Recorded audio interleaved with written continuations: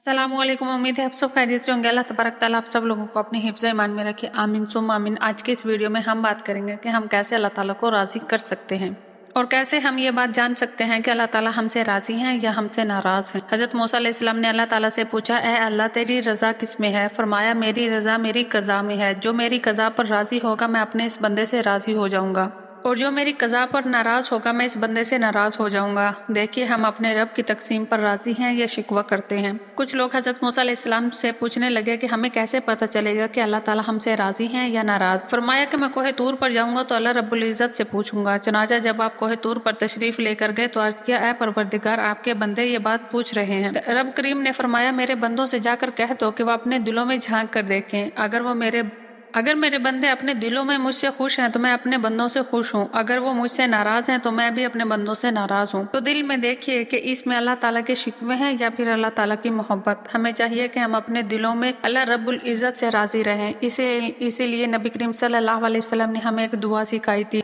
رضیت باللہ رب وبمحمد النبی وبالاسلام دینا، اور یہ دعا ہمیں صبح شام لازمی اپنی دعاؤں میں اپنی عبادات میں شامل کرنی چاہیے۔